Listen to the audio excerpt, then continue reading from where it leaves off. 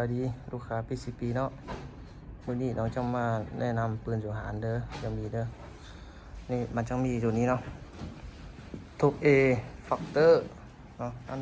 ลำแล้วก็ท็อป A แต่ว่าเรายาว40เนาะอันนี้เรา50เนาะข้างบนนั้นก็เป็นตัวตักติโก้เนาะก็เรายาว40เซนเนาะจะมาแนะนำจุหาร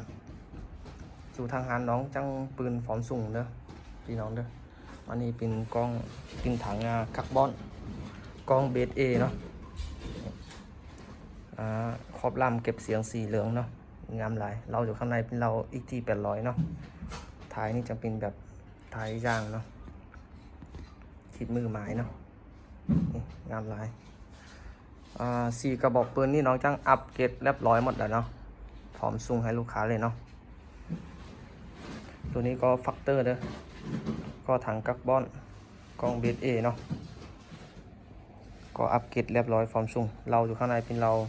อีกที800อันนี้ก็ท็อป A แต่เป็นเรายาว40เซนเด้อก็อีกที800เนาะกล้องเบสเอถังคาร์บอนเนาะแต่ว่าวาล์วตัวนี้นอกจากอัปเกรดเป็นวาล์ว16แบนโมบีอาร์เนาะคลิปมือก็สีแดงท้ายนี่สมูทพอทับฟับมาได้เด้อนี่ทับมาได้ทุกอันเอาเดินป่าสบายเลยเนาะ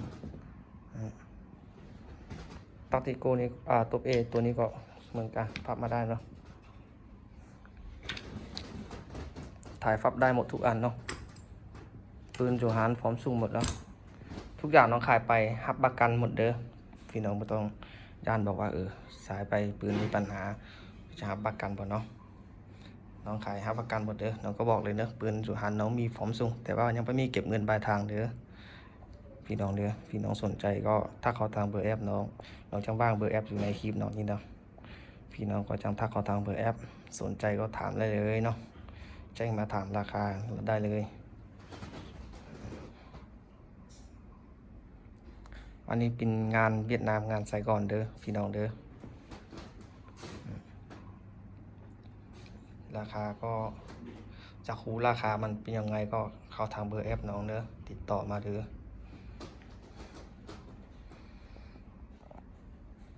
ปืนจุหารมีทุกอย่างเนาะมีพร้อมส่งพี่น้องโทรหาบิวมาให้น้องก็ได้เนาะเขาทางเบอร์แอปของน้องจากสนใจยังไงเนาะอัปเกรดตามใจลูกค้าเลยเนาะลูกค้าจะเอายังไงก็มีหมดเนาะถ้าสมมุติจะเอางบบ่พอเนาะก็สมมุติเปลี่ยนถังนี้เป็นถังอาลูอะไรเปลี่ยนกล้องเป็นกล้องลิโก้เนาะมันก็จังถึกกว่าเลยเนาะมันจังถึกกว่าเปลี่ยนได้หมดนะอัปเกรดตามพี่น้องสั่งมาเลยนี่น้องก็มีเวลาแค่น้อยเดียวจะมาเบาเรื่องปืนก็ได้ซ้ำนี้เด้อขอบใจลูกค้าที่เข้ามาดูคลิปของน้องฝากให้ลูกน้องกดไลค์กดแชร์กดติดตามเลยเด้อฟังเธอน้องเบาเรามันไม่ค่อยเก่งนะเนาะพี่น้องดูคลิปก็มีอะไรฟิตฟับไปก็จ้างฟังเด้อขอบใจหลายๆ